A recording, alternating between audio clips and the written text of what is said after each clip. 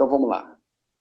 Tá, então, como eu estava falando, né, a gente teve essa ideia de fazer essa live aí por conta de tudo isso que vem em torno da internação, o que é a internação, algumas pessoas são contra, são a favor, a internação é a privação de liberdade, é a promoção de saúde. Então, começa aí. O que você pensa sobre isso, meu amigo? Sim. O que eu penso sobre o tema em si, né? Então, eu Isso, eu penso até assim... coloquei fixado aqui para a pessoa que chegar agora, ela vai ler o título da live aí. Aham. Então, na verdade, assim, internação é um recurso terapêutico que em alguns casos é necessário, em outros não. Em alguns casos é encarado como promoção da saúde e em outros é realmente uma intervenção terapêutica inadequada. O que, na verdade, define isso é uma boa avaliação psíquica, né? Seja o psicólogo ou seja o psiquiatra que vai atender um paciente de saúde mental, precisa fazer uma boa avaliação para saber se realmente esse paciente requer um tipo de intervenção dessa forma, né? Existem pacientes que têm uma demanda de internação, inclusive involuntária, e existem Sim. pacientes que não têm demanda nenhuma de internação e tem uma demanda de ambulatório. Então, depende do paciente. Na verdade, esses são recursos, né? Tratamento ambulatorial é um recurso, hospital-dia, internação voluntária, internação involuntária.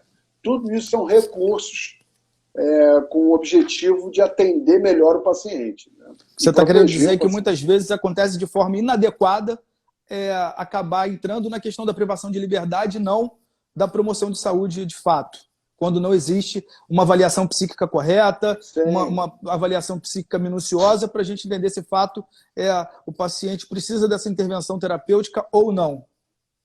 Sim, exatamente. Tá, eu vou começar já com uma pergunta que algumas pessoas acho que viram aí. Quando a gente começou a divulgar essa live, eu coloquei lá na divulgação que algumas pessoas pudessem fazer perguntas. E eu anotei aqui uma pergunta que é a seguinte.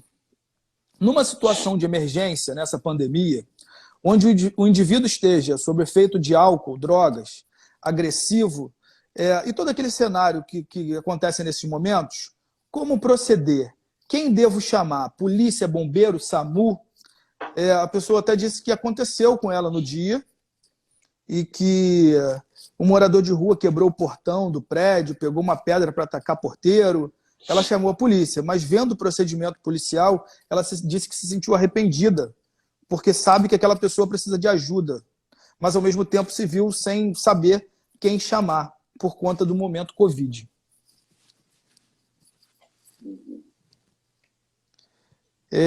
Assim, a parte do que... Então, vou responder, né? A parte do que ela falou que aconteceu com ela e tudo mais, eu penso que não dá para saber exatamente do que se trata, né? Então, nesse momento, quando a gente vê uma pessoa tendo um total descontrole em uma situação como essa, normalmente, no meu entendimento, se chama o SAMU.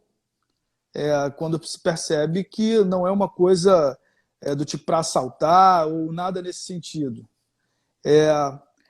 Mas quando ela fala na situação de emergência anteriormente, né, que ela fala situação de emergência nessa pandemia, onde o indivíduo esteja sob efeito de álcool e outras drogas. Eu penso que também teria que, se ele estivesse colocando numa situação de risco ou colocando em risco outra pessoa, seria também a busca por uma situação de emergência de saúde para que seja conduzida por uma porta de entrada no município. O que você pensa? Você tem condições de ler para mim a pergunta novamente? Vou ler de novo. Numa situação de emergência nessa pandemia, onde o indivíduo esteja sob efeito de álcool e outras drogas, agressivo, e todo aquele cenário que são esses momentos, como proceder? Quem devo chamar? Polícia, bombeiro ou SAMU? Entendi. Um momento de agressividade, ele tem que ser entendido como algo que o que o Estado tem para alguém que apresenta um comportamento agressivo. Quando eu digo agressivo, é colocando outra pessoa em risco. Em risco. Quem resolve isso no Estado é a polícia, certo? Uhum. Esse policial, se perceber que existe uma questão ali ligada à saúde mental e não necessariamente de tentar roubar ou algum outro tipo de agressão, ele provavelmente conduz isso para o hospital psiquiátrico da cidade. Né? Em Niterói, por exemplo, ele levaria para o Jurujuba. Eu já vi policial levando pessoa numa situação dessa para o Jurujuba. Uhum.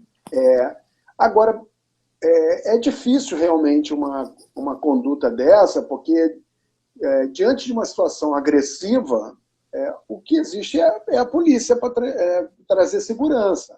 Agora, a partir do momento que você percebe que esse paciente ele já está contido, já não oferece mais risco, aí sim entra a questão dos cuidados com ele. Entende? Estou falando isso porque eu já atendi pessoas que chegaram a ser agredidas por familiares que estavam descontrolados e estavam aguardando SAMU. 3 horas pedindo o SAMU, não chegava. O paciente quebrou tudo, o paciente agrediu uma senhora. Então, se você esperar isso tudo, pode ser tarde demais para essa pessoa Sim. que está ali, entende? Então, eu penso que existe uma questão de segurança. Avaliação dos riscos, né? Isso aí, exatamente. Então, se ele está agressivo a ponto de colocar alguém em risco, então a polícia, aí é uma questão de segurança, aí a polícia deve ser chamada. A partir do momento que está controlada a situação, aí vai botar simplesmente ele na cadeia? Não, ele deve passar por uma avaliação. Vamos levá-lo para uma avaliação. Isso seria o mais adequado. Eu vou aproveitar o gancho, já que por enquanto o pessoal aqui não fez perguntas e queria deixá-los à vontade para que fizessem as perguntas, aí a gente vai respondendo conforme a live vai acontecendo, para a gente falar quando é necessário uma internação, né? Quando a gente fala de um paciente dependente químico. Porque essa é uma dúvida que sempre surge quando a internação, quando o tratamento ambulatorial, quando o centro-dia, porque quando a gente fala da psicopatologia, que vai do F10 ao F19, né, que é a síndrome da dependência química, a gente está falando de uma necessidade de uma avaliação no qual a gente vai compreender se esse indivíduo ele pode ser tratado dentro desse tipo de tratamento que é o ambulatorial, que consiste em atendimentos psicoterapêuticos com psicólogos, quando necessário a medicação ou avaliação psiquiátrica, acompanhamento psiquiátrico, terapias de grupo, de família, isso é o que consiste o tratamento ambulatorial. O centro-dia ele funciona de uma forma que se aproxima muito de uma vida cotidiana de um sujeito em pleno funcionamento, né, que começa num horário próximo de um horário comercial e ele vai ter todo o aparato terapêutico dentro de um centro-dia e a internação é 24 horas dentro de um espaço terapêutico.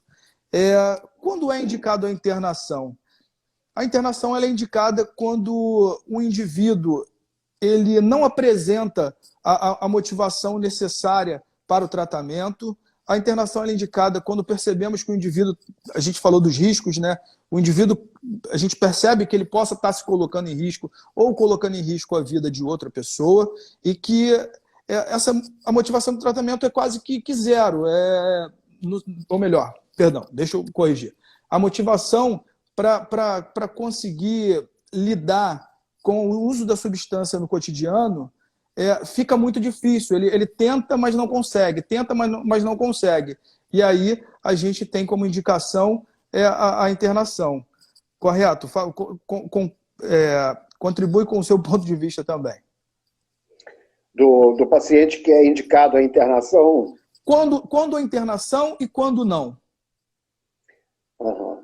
Então, para mim, assim, existe um princípio que a internação para pacientes com dependência química, só dependência química, não levando em consideração casos de comorbidade, tá? Que aí teria que avaliar caso a caso. Mas paciente com dependência química, a internação tem duas finalidades. Uma, interromper o uso, e outra, iniciar o processo terapêutico. Se é possível iniciar o processo terapêutico sem ser na internação, não precisa ser feita a internação. Agora, se ele não consegue entrar em abstinência, não consegue sustentar a abstinência, aí existe uma necessidade de interná-lo, e aí vai variar o período de acordo com o histórico do paciente, o quadro que ele apresenta e tudo que ele apresenta, né, na sua anamnese. Né? Sim. Tem uma pergunta aqui da Shelly Dachel. Tem uma amiga que tem problemas com álcool, só que ela não aceita que perdeu o controle. E por esses dias o pai dela faleceu. Agora ela está bebendo em dobro e pensando suicídio. Eu acho que não é uma pergunta, é apenas um comentário, né?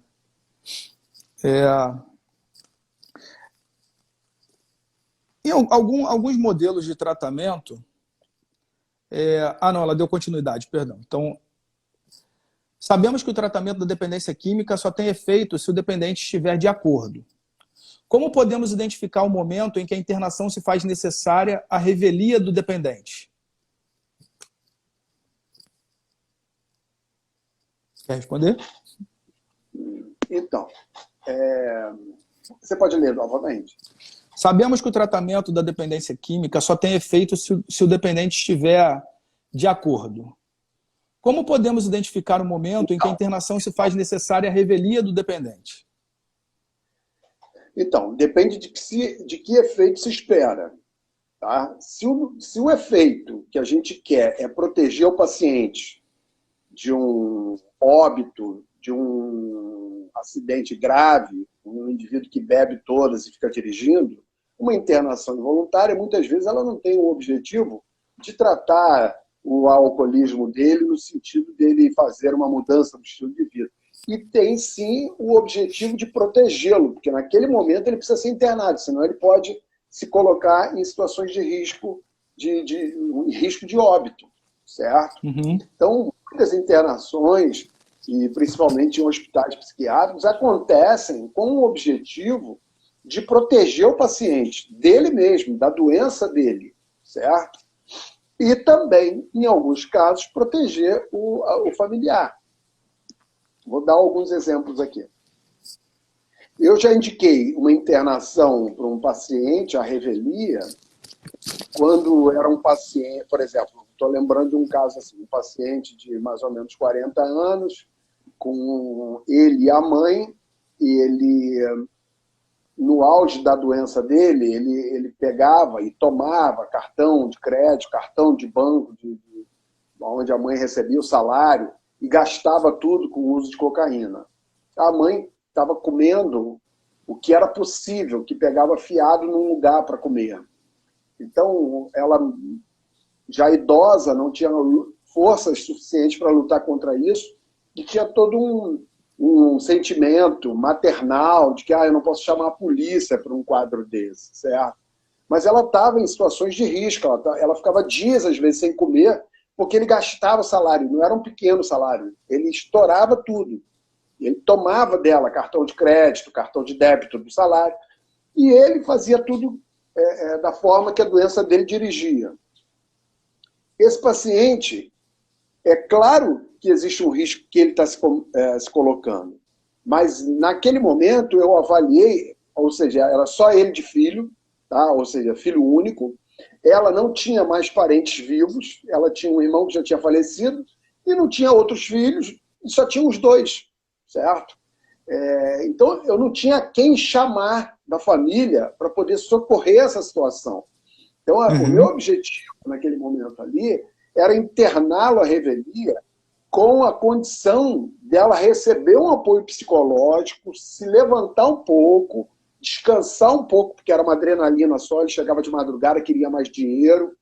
Então, quer dizer, para ela poder ficar mais tranquila, para poder, então, pensarmos numa estratégia para ele, entende? Então, naquele momento, eu não estava muito preocupado com ele, eu estava preocupado com o ambiente que ele se encontrava, porque ele estava sendo extremamente nocivo ao ambiente, né? E nesse ambiente tinha uma idosa. Então, era necessário isso. certo? A pessoa que perguntou isso, já para você continuar com a sua resposta, Uhum. porque ela botou uma continuação da pergunta. E como fica a questão ética nesse ponto? Sim, a ética, para mim, está em promoção da saúde, certo? Sim. Então, se eu estou promovendo saúde para essa senhora, se eu estou promovendo saúde para ele, tirando o risco dele e tirando o risco dela, eu estou promovendo a saúde. Isso é ético, certo? Para mim, o não ético é eu perceber tudo que está acontecendo e não dar mais o atendimento, entendeu? É eu ser omisso a uma situação dessa. Isso, para mim, é antiético. Sim. A pessoa que fez aquela pergunta sobre a amiga, na verdade, ela deu continuidade aqui, eu tinha confundido. Ela disse assim, desculpa, sobre a minha amiga, que é a alcoolista, né, perdeu o pai, está pensando em várias formas de morrer. O que os familiares dela devem fazer? Sendo que ela não aceita que perdeu o controle sobre o álcool.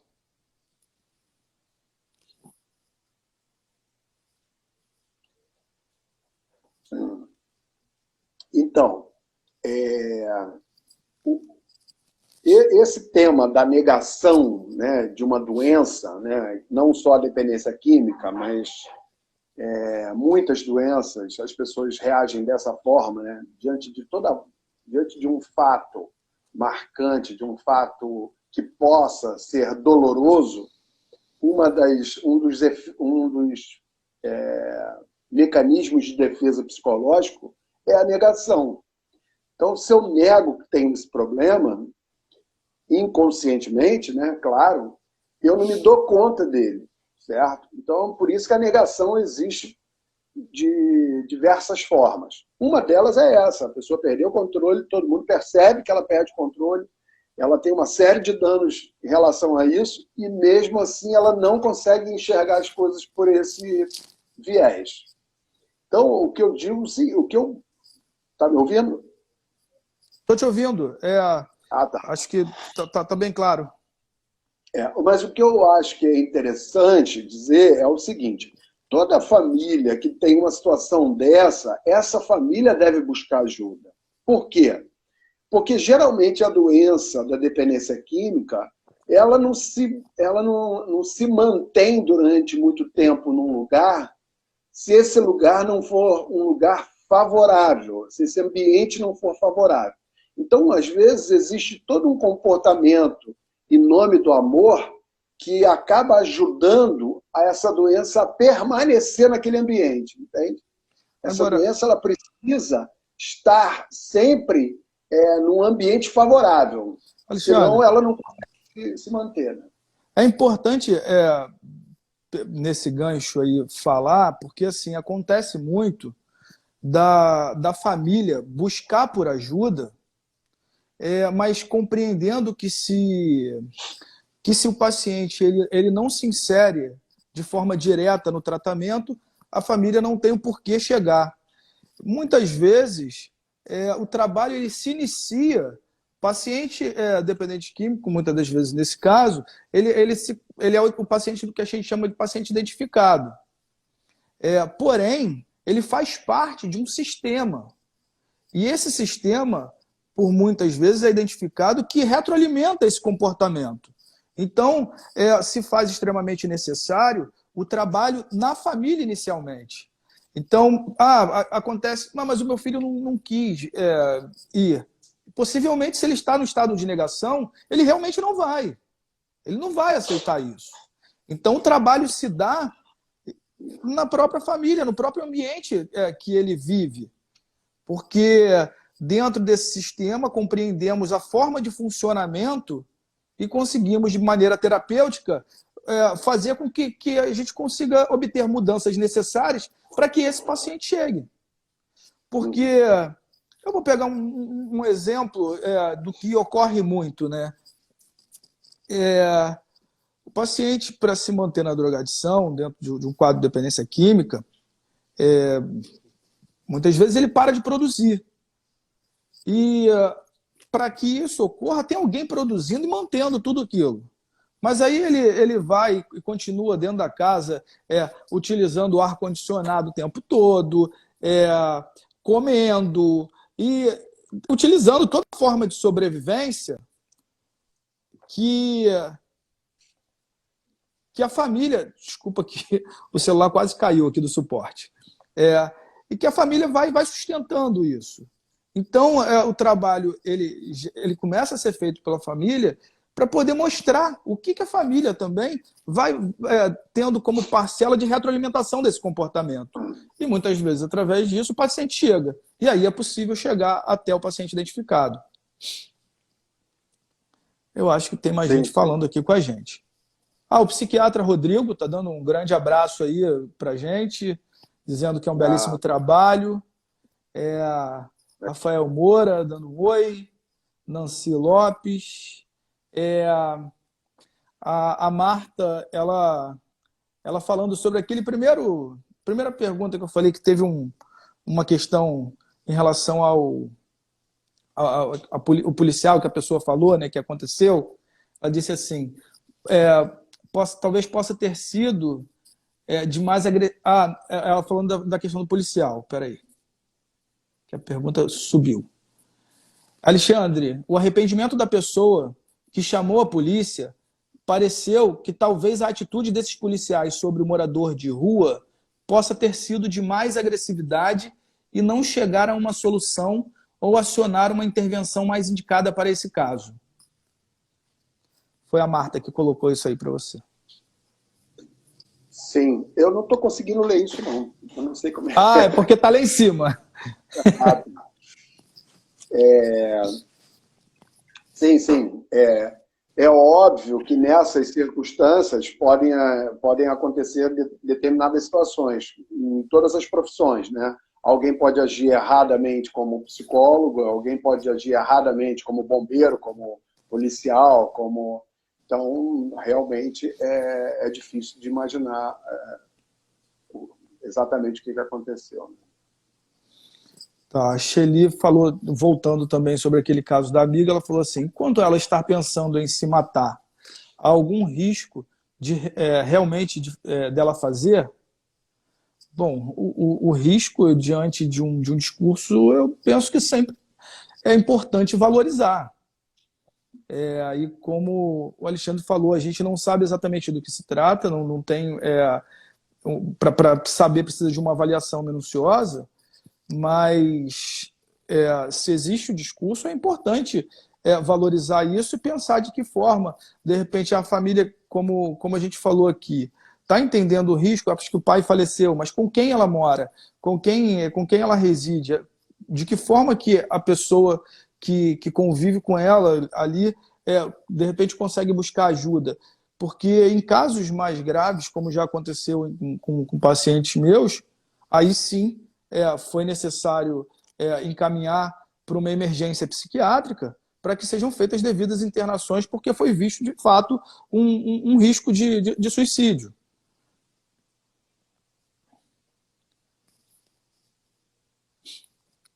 Eu acho que, a princípio, não tem mais perguntas aqui. Eu espero... Eu não sei se eu respondi. Se eu não respondi, você me fala aí, tá, o Xali? Então, eu acho... Deixa eu falar uma contribuição também. Eu acho que essa questão sobre a possível...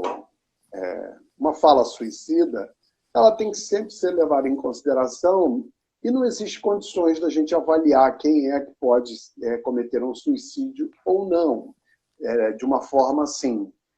Cada caso é um caso, e existem muitos casos que a gente, às vezes, nem desconfia que poderia passar por uma situação de realmente fazer um suicídio, e fez. Né? Então, eu já vi isso acontecer. Então, não é uma coisa tão precisa. Por isso que é super necessário que o profissional que está acompanhando o caso tenha uma avaliação minuciosa e saiba exatamente o que está fazendo.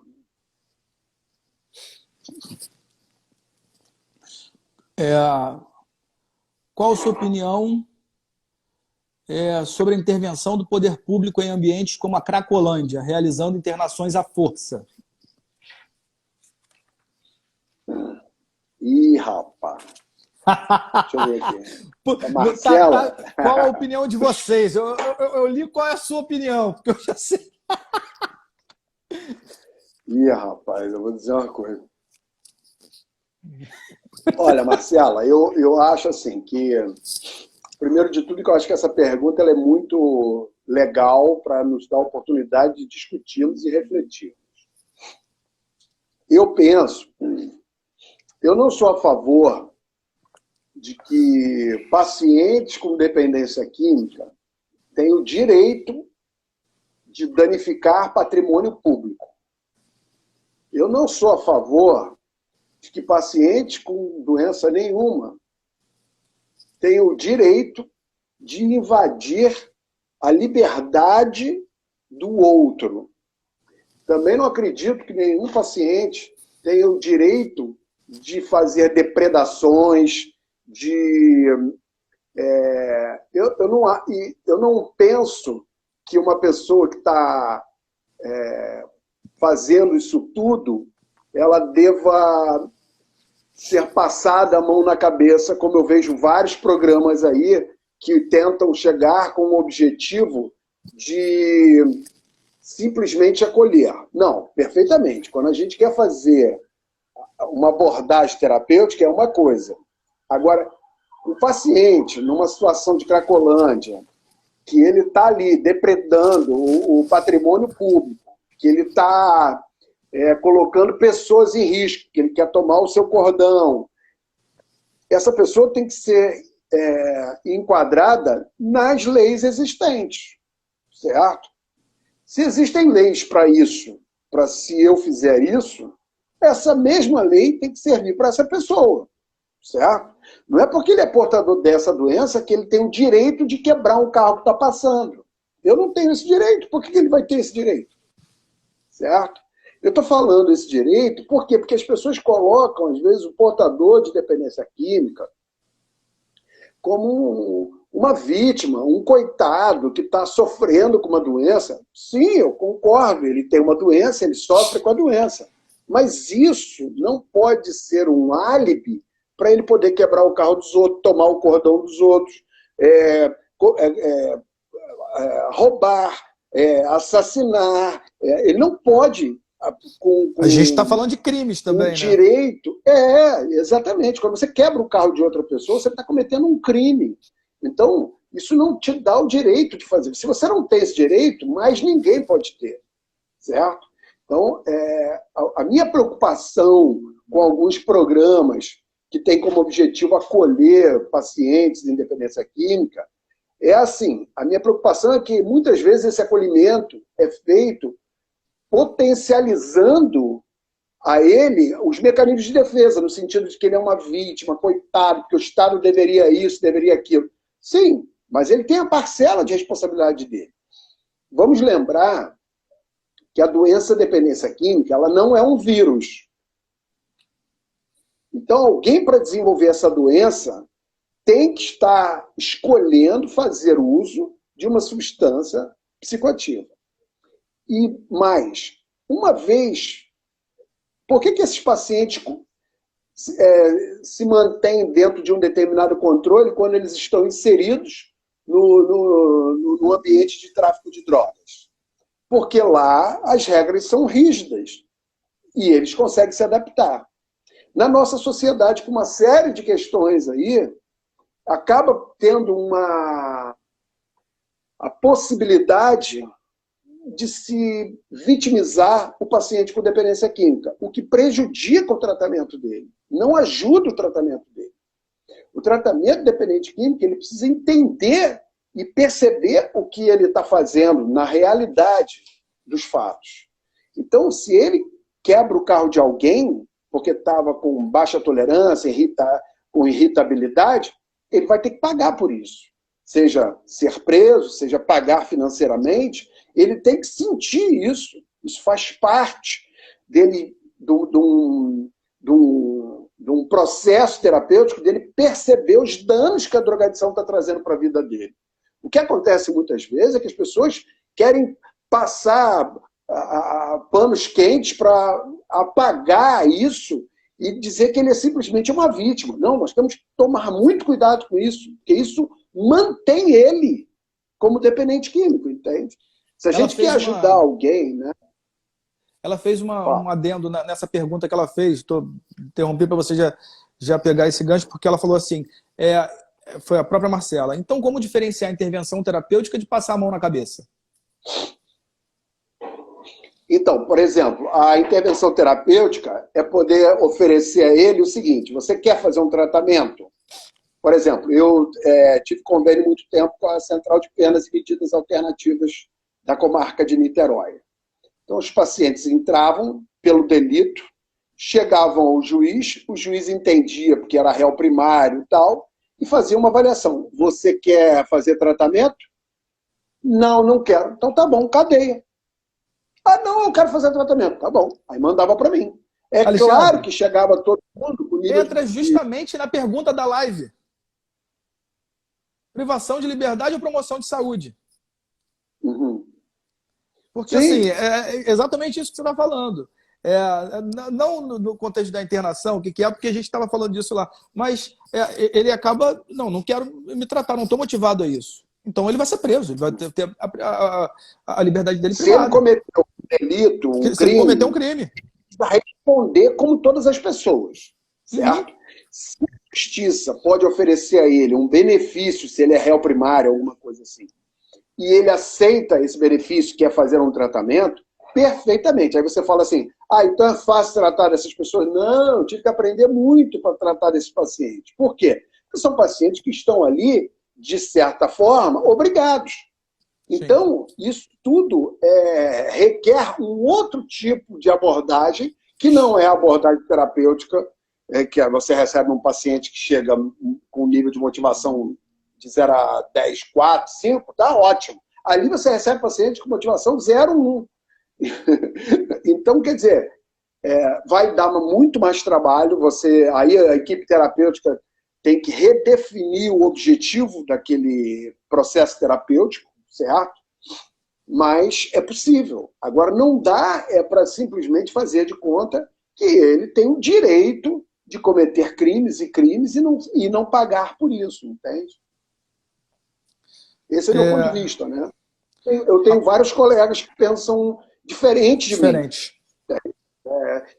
Existem várias formas de pensar. Essa é a minha forma de pensar, no sentido de... eu nunca vi... Pelo contrário, eu vejo que esse limite traz a possibilidade de recuperação para as pessoas. Quando o paciente não recebe o limite adequado no ambiente que ele está, seja familiar, tal, se o Estado tiver que colocar o limite, o Estado tem 3 possibilidades que o pessoal nas clínicas chama. CCC. É clínica, cadeia e cemitério. Cadeia ou cemitério, entende? Então, é isso, né? Quer dizer... A Marinês pediu para falar um pouco mais sobre paciente identificado. O que acontece, Marinês? Dentro de um sistema familiar, normalmente se identifica algum problema ocorrendo e existe o que é chamado do bode expiatório, né? Se tem uma família com pai, mãe, filho e filha, um vai ser escolhido por esse sistema para ser esse bode expiatório. Dentro dos termos utilizados de forma terapêutica, ali, dentro dos termos utilizados entre profissionais que trabalham com terapia de família, terapia sistêmica, utiliza esse termo de paciente identificado, é o paciente que leva o sistema ao tratamento.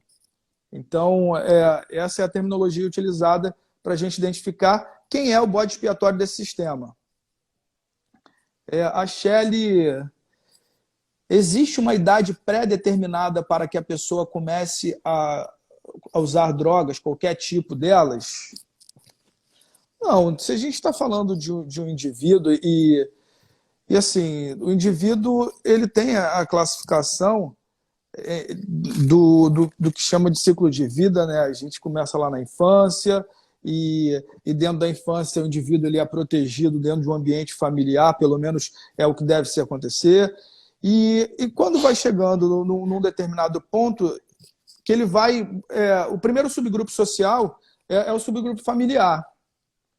E aí a gente pensa tanto nos fatores de risco quanto os fatores de proteção, e normalmente os fatores de risco vão levando o indivíduo a se aproximar do uso de algum tipo de substância. Então, quando o indivíduo, vamos pegar como exemplo a adolescência, né? Ele vai buscando pertencer a algum subgrupo social. Então, dentro de uma escola, é dividido lá como subgrupo dos nerds, do subgrupo dos skatistas, o subgrupo dos mais CDFs. Então, uma série de fatores, porque a drogadição ela não se dá em um único ponto específico. Existe uma série de fatores. Então, às vezes, o pertencimento ao grupo vai fazer com que o indivíduo ele experimente algum tipo de droga. Seja álcool, vamos pegar, por exemplo, aí, o próprio álcool, que é tido como uma droga social. Começa ali numa determinada idade, uma questão que hoje em dia, né, vamos falar da atualidade, os adolescentes aí com 14, 15 anos têm isso de uma forma muito acessível. Então, isso pode acontecer, mas falar que existe uma idade pré-determinada, não existe. Conheço pessoas que já começaram a usar algum tipo de substância com 20, 30 anos e outros que começam com 12, 13. Então, precisa entender o contexto no qual esse indivíduo ele viveu, é desenvolvido, para afirmar se ali ele tem um risco maior ou não. Mas uma idade pré-determinada não existe. A Marcela você já respondeu que é a questão de diferença da intervenção terapêutica ou passar a mão na cabeça. A Marinês, como desconstruir um ambiente que favorece a manutenção da doença dependência química? Digo, enfrentar a resistência do ambiente. Quer responder? Você pode ler novamente? Eu não estou conseguindo ler. Como desconstruir um ambiente que favorece a manutenção da doença dependência química? Digo, enfrentar as resistências do ambiente. Sim. Então, foi aquela explicação que o Rafael já deu aqui, né, sobre a questão do ambiente e o sistema. Né? O sistema é mais forte do que... O sistema, ele está contido no sistema não só o número de pessoas, mas o padrão de interação entre elas. Então, ou seja, mais um elemento do sistema, além das pessoas, é o padrão de interação entre elas. E o ambiente, muitas vezes, é necessário. Para exemplificar isso, eu gosto de dizer o seguinte: tenta imaginar um círculo de cadeiras e cada cadeira tem uma série de características. Em todas as cadeiras tem várias características específicas para cada cadeira. Então, manda as pessoas sentarem, cada uma senta em uma cadeira. E também tem a cadeira ali do ovelha negra, do que está sempre aprontando. Tal. O dependente químico, muitas vezes, fica sentado nessa cadeira.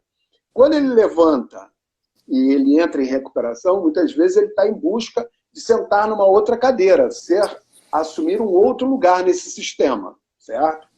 Quando eu falo desse sistema, para a gente entender isso também, a gente pode pensar, imaginar uma empresa. Todo mundo quer, de repente, um outro lugar, correto? Então, para ele sentar numa outra cadeira, alguém tem que levantar, precisa acontecer alguma coisa no sistema. E nem sempre isso acontece. Então, ele continua ali em pé até que ele canse e volta a sentar na mesma cadeira. Então, para o tratamento de um ambiente familiar com essas características, o indicado é a terapia familiar, paralela ao tratamento específico da dependência química. E que desconstrói a questão de causa e efeito ou culpa, porque é muito comum perceber as pessoas culpando alguém de uma determinada situação. Só que os comportamentos, como o Alexandre falou, eles são retroalimentados diante de um padrão de interação. Então, às vezes, eu até brinco muito com o Alexandre, sacaneando que esse exemplo, a analogia, já está meio passado, que quando ele fala assim, Tostines vende mais porque é fresquinho ou é fresquinho porque vende mais? Porque a gente entra nessa situação de o que começa ali o fenômeno, né? Então, você está rindo por quê, rapaz? Então, é assim, um pai, ele deixa de buscar o filho na escola por conta de um alcoolismo, de uma questão com álcool. Mas aí a mãe vai lá e passa a buscar. Se a mãe deixa de buscar e fala assim, olha, só são 8 horas da noite, seu filho está na escola ainda. Então, assim, ela começa a não deixar muita brecha para que ele continue fazendo. Então, tem até um caso muito interessante desse livro verdinho aqui, Drogas.100, que fala sobre a questão do superfuncionamento e o subfuncionamento, né? Que dentro de um sistema familiar, para alguém subfuncionar, vai ter que ter alguém superfuncionando. E quando se trabalha isso de forma sistêmica, o trabalho feito é tentar equilibrar isso aí para que ninguém fique super funcionando e nem subfuncionando, e cada um sente na sua devida cadeira fazendo a sua função. Deixa eu ler aqui mais perguntas. Alexandre, a partir do que você abordou, que colocar o paciente no lugar de vítima seria então contribuir e alimentar o vício e não possibilitar um tratamento? Foi a Sim. Marta que falou. Exatamente, Marta. Isso aí.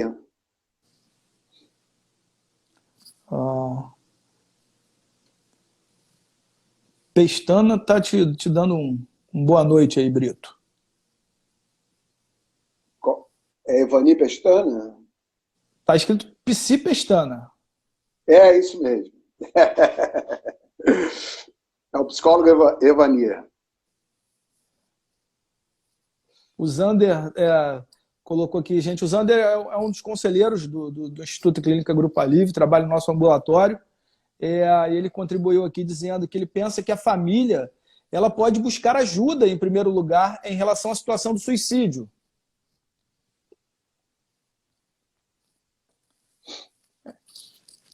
É isso, não tem, por enquanto não tem mais perguntas. Pelo que eu estou vendo, então, essa live aí tem uma série de profissionais especializados aí, né? Tem o Evani, tem o Zander, tem vários profissionais aí que trabalham com isso há muitos anos, né?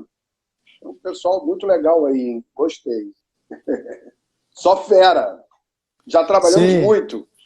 Eu, Zander, Evani, eu não sei se tem outros aqui que eu não estou vendo, né? Mas passamos por muitas. Eu vou, já que não tem perguntas, e eu gosto de gerar polêmica, eu queria te fazer uma pergunta. O que você acha da redução de danos no nosso Brasil? Legal. Você gosta de me botar no fogo, né? Eu tô junto nessa, rapaz. Então, a questão da redução de danos, eu acho que é um programa que a gente pode encarar como uma estratégia terapêutica, que para alguns casos é muito eficaz. O problema da redução de danos é a má interpretação, né? Quando eu digo má interpretação, eu já tive colegas psicólogos me dizendo que indicou para um paciente parar com a cocaína, que fazia muito mal a ele, e fumar maconha uma vez ao dia. Quer dizer, primeiro de tudo, já cometeu um crime, né? Um profissional indicar maconha, se a maconha é uma droga proibida, então já cometeu um crime, correto? Então, essa interpretação do que é redução de danos, as pessoas muitas vezes estão longe do que é realmente redução de danos. Eu costumo dizer, Alexandre, que, vou te devolver a palavra, que assim, a redução de danos na íntegra do que ela realmente representa, eu acho que é muito funcional. Mas o que eu percebo é que muitos profissionais compram a redução de danos de uma forma muito equivocada, não compreendendo o que é redução de danos de fato. Eu já ouvi de colegas profissionais o entendimento da redução de danos como sendo redução de drogas. E se um dependente químico conseguisse reduzir a droga, ele não seria um dependente químico. Eu também já vi colega minha psicóloga falando, não, eu falei para o paciente, cara, em vez de cheirar 10 cápsulas de cocaína, tenta cheirar 3. Eu falei, ué, o critério do diagnóstico é justamente a incapacidade de controlar início, término e quantidade de uso. Se ele tem controle sobre isso tudo, pô, ele pode usar à vontade. E aí, ele não se enquadraria em nenhum dos signos, pô? Pô. Daniele Moura Cortes. Cheguei agora, mas não sei se posso pedir. Mas gostaria que falasse sobre a abstinência prolongada e se pode ser confundida com crise de ansiedade. Abstinência prolongada. Tá, então, vamos lá. Quer falar ou quer que eu fale? Pode falar. Daniele é Estou filha tentando do ler as Newton. perguntas aqui. Daniele é psicóloga e eu tenho o prazer de conhecer ela já há muitos anos. Filha do Newton, um grande amigo, foi diretor do Grupo Alívio, o pai dela. Foi um dos primeiros diretores, da primeira diretoria, né? Fez parte da primeira diretoria da instituição, o pai da Daniele. E, então é uma satisfação muito grande tê-la aqui. Qual é a pergunta mesmo? Espera aí, deixa eu voltar. Cheguei agora, mas não sei se posso pedir, mas gostaria que falasse sobre a abstinência prolongada. E se pode ser confundido com crise de ansiedade. Sim. Então, vamos lá, contextualizando para todos, né, que eu vou estar falando, né, não é só para a Daniele, porque provavelmente eu vou falar coisas que ela está cansada de saber. Na verdade, assim, ansiedade, primeiro de tudo. Nós produzimos ansiedade e até um determinado nível, essa ansiedade é super benéfica para nós, certo? Quando ela ultrapassa um determinado nível, ela passa a nos prejudicar. Mas ter um pouco de ansiedade é saudável. É ela que nos movimenta. O que é comum no paciente quando ele está acostumado a lidar com as suas emoções, sempre fazendo uso de uma substância psicoativa? É quando você retira essa substância, ele aumenta o nível de ansiedade. Comum, super comum isso. Agora, o que ela está falando de ansiedade prolongada é passado o período de intoxicação, né? Ou seja, passa pela desintoxicação, e esse paciente permanece com nível alto de ansiedade. Sim. O que é comum isso? Não é... Algumas pessoas falam assim, isso é a ausência da droga. Sim, é a ausência da droga, mas não como um fenômeno orgânico que o corpo humano está apresentando, sentindo falta da droga. Não. É um fenômeno psicológico pelo qual o indivíduo está faltando, ele está tendo que lidar com as questões da vida sem aquele mediador, aquele minimizador do impacto que as coisas traziam, que era a droga dele de escolha. Certo? Então, quando ele precisa resolver as coisas agora sem droga, ele fica com um nível de ansiedade muito mais alto. É por isso a necessidade de paciente com dependência química ter o acompanhamento psicológico. Por quê? Porque justamente ele vai ter que enfrentar a vida agora de careta. E isso vai aumentar o nível de ansiedade dele. Mas não é uma ansiedade encontrada em síndrome de abstinência. Síndrome de abstinência, ela vai acabar dentro dos 10 primeiros dias, certo? Então, depois disso, já não é aquele quadro de síndrome de abstinência que o indivíduo apresenta um nível de ansiedade porque o organismo dele está sentindo falta da droga. Não, é um nível de ansiedade alta porque ele está tendo que enfrentar a vida dele agora sem droga. É um fenômeno psicológico e não fisiológico. Tá, eu estou preocupado com o tempo porque eu acho que já tem quase 1 hora. Porque a gente começou às 19, só que como deu aquele probleminha ali na internet, a gente deve ter ganho aí uns 7, 8 minutos. O Pestano, acho que é o Ivanir, está falando assim, Alexandre e Rafael, qual é o impacto da pandemia do Covid-19 nas internações de pacientes, considerando a experiência de vocês na clínica? Deixa eu ler de novo aqui, peraí. Qual o impacto da pandemia do Covid-19 nas internações de pacientes, considerando a experiência de vocês na clínica? eu vou falar de duas coisas, dos procedimentos que a gente está tendo na clínica e também vou falar do que eu penso que o Covid-19 está impactando nos pacientes dependentes químicos. Eu penso que o indivíduo com a doença ativa, uma das grandes dificuldades que ele tem em lidar é com as suas angústias, com as suas frustrações, e a gente está falando de algo que está impactando diretamente na nossa natureza humana, que primeiro, o indivíduo, ele, na sua natureza, ele vive no coletivo. E nós estamos com esse nível de convivência no coletivo muito reduzido. Muitas vezes com uma, duas pessoas só, e o confinamento, fazendo um paralelo aí ao Big Brother, né, ele vai impactar no sujeito uma série de emoções, porque nós temos a necessidade de troca de afeto ao longo da nossa vida cotidiana e que nos impacta de forma um tanto quanto negativa. Então a pessoa está confinada, privada do seu direito de ir e vir, e isso produz uma angústia exacerbada no indivíduo. Então a gente está falando de um sujeito dependente químico, obviamente que isso vai o colocar num grau de vulnerabilidade muito grande.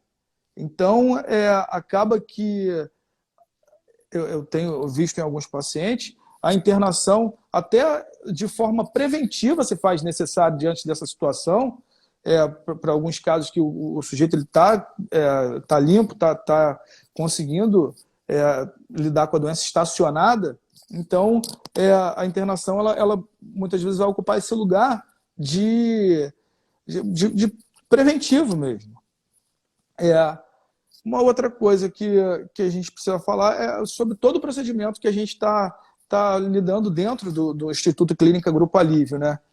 Hoje o nosso quadro tá reduzido, acho que eu e o Alexandre, enquanto equipe terapêutica, está indo e vindo, e mais um dos nossos conselheiros, com todo o procedimento de segurança, máscara, álcool, que a gente tem utilizado. A gente suspendeu, a princípio, as visitas, substituindo por chamada de vídeo, entendendo, e isso de acordo com todos os pacientes e familiares, a geração de risco que isso tem feito. Tanto eu quanto o Alexandre, a gente está obedecendo aí, fora a internação, os critérios de isolamento, né? Porém, a internação não pode ficar sem algum tipo de acompanhamento e atendimento. Então, para isso, a gente tem utilizado todo o critério colocado pelo Ministério da Saúde, que são aí os equipamentos de segurança, né? Máscara, o álcool. Quando a gente entra, a gente tem visto até que os próprios conselheiros já vêm quase que abordar a parada. E vem, coloca álcool na nossa mão para que a gente possa transitar lá dentro da internação. Quer contribuir com alguma coisa? Eu acho que eu respondi. Alexandre? Oi. Eu pensei que quer contribuir com algo aí ou eu respondi? Não, eu respondeu, tá ótimo. Vamos ver se tem mais alguma aqui de resposta curta. Uma criança, filho de 2 dependentes químicos, tem alguma possibilidade de começar o consumo de drogas, sabendo que o pai dele faleceu quando ele tinha 3 anos e a mãe continuou o consumo? Com você. Então, o filho de um dos pais sendo dependente químico aumenta muito o risco dele se tornar dependente químico. Mas quando os dois são dependentes químicos, esse risco é muito maior. Então, o que é aconselhável é que ele não faça uso de substância psicoativa, porque é muito fácil dele passar do uso para a dependência. Então, eu estou preocupado com o tempo aí que a gente deve ser derrubado a qualquer momento. Então, eu queria finalizar falando algumas coisas, né? Tanto eu e o Alexandre, a gente está atendendo de forma online pessoas que precisem de indicar, fazer alguma avaliação. A gente tá funcionando, tem nas nossas redes tem os nossos contatos, porque, como a pergunta do Ivanir, a gente entende, tem a compreensão de que para os pacientes dependentes químicos está uma questão muito arriscada, de um risco grande, então a gente tem aí funcionado. As nossas redes sociais estão aí, né? O Grupo Alívio, tanto no Instagram quanto no Facebook também. Se eu não me engano, no Facebook está como grupoalívio.clínica. Tem o nosso site, que é o www.grupoalívio.org. E é isso. Eu queria agradecer a todo mundo aí por ter participado dessa live. E passo a palavra aí a você. É isso aí. Foi muito legal. Gostei de ver aqui vários amigos, várias pessoas aí, vários profissionais, né? Eu vi aqui que tem muitos profissionais. Uma honra ter vocês aqui para a gente discutir esse tema, que é uma questão tão importante. E agradeço a vocês aí pela participação disso tudo aí. Pelo que eu vi aqui, eu acho que a gente conseguiu responder tudo. Se ficou alguma coisa a ser perguntado, a gente se coloca à disposição aí. Pode procurar a gente, deixar as perguntas que a gente responde. E essa live vai ficar aí nos stories nas próximas 24 horas. Ótima live, precisamos fazer outras. De repente, fazer um convite a você também a participar, né, Zander? Então é isso, gente. Boa noite a todos, um ótimo final de semana. E se a gente for fazer alguma outra aí, a gente avisa para vocês. Valeu.